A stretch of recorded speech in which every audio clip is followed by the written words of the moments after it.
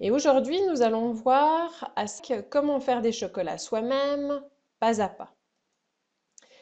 Alors d'abord, pourquoi j'ai voulu faire des chocolats moi-même? Parce qu'en fait, dernièrement, j'ai écrit sur le blog un article sur une enquête que j'ai faite sur le chocolat. Et je me suis rendu compte que la culture du cacao était vraiment quelque chose qui pouvait être faite dans de très mauvaises conditions, des mauvaises conditions de travail, de paiement des ouvriers, de travail des enfants, etc.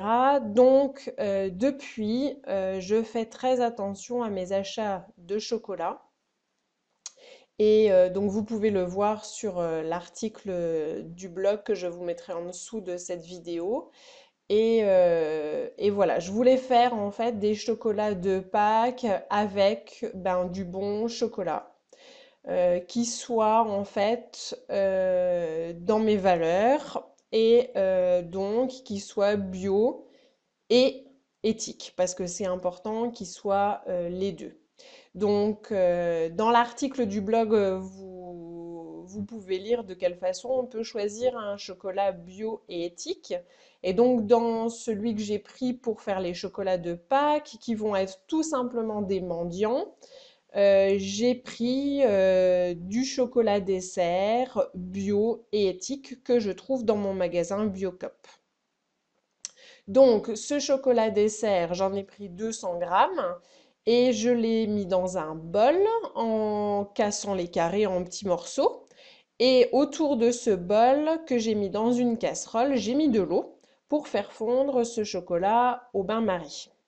Alors en fait, comme je fais cette vidéo aujourd'hui, ça veut dire que je m'y suis pris bien avant Pâques.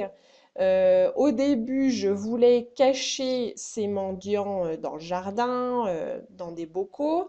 Et puis finalement, je me suis dit que ce serait sympa de partager ça avec mon fils. Et en fait, on les a fait ensemble et il était enchanté d'avoir fait ses propres chocolats.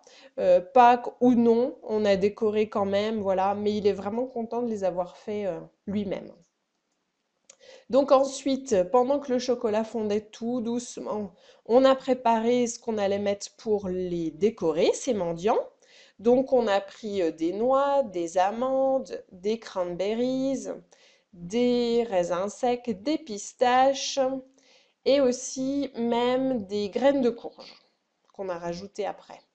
Quand le chocolat était bien fondu, bien lisse, on a pris une cuillère à café, tout simplement.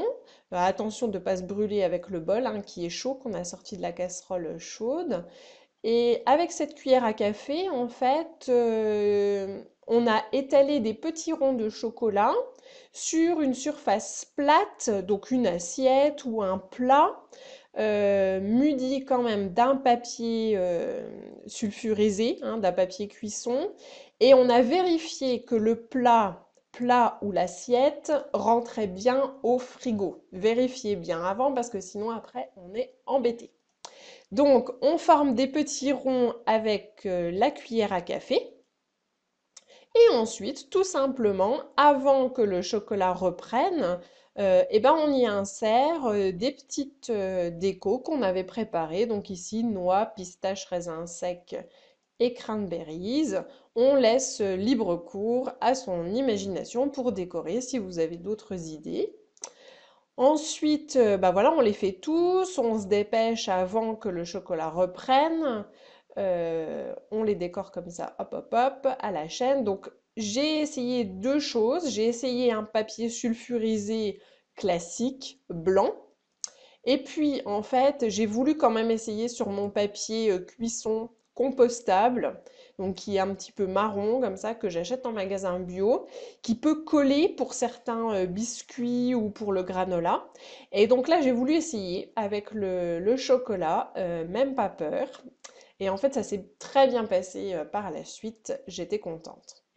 Et puis voilà, quand on a fini de décorer tous nos mendiants, eh bien on met les plats, les assiettes au frigo au moins 2 heures pour que le chocolat reprenne sa consistance dure et que les petites décorations finalement soient prisonnières du chocolat.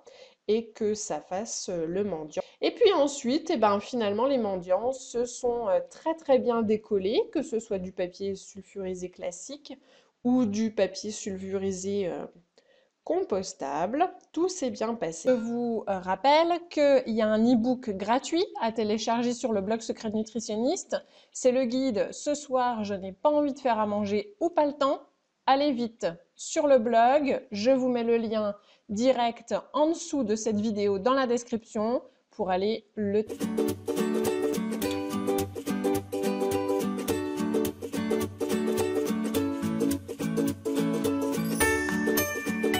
N'hésitez pas à liker, commenter et vous abonner à la chaîne YouTube de Secret Nutritionniste. À bientôt!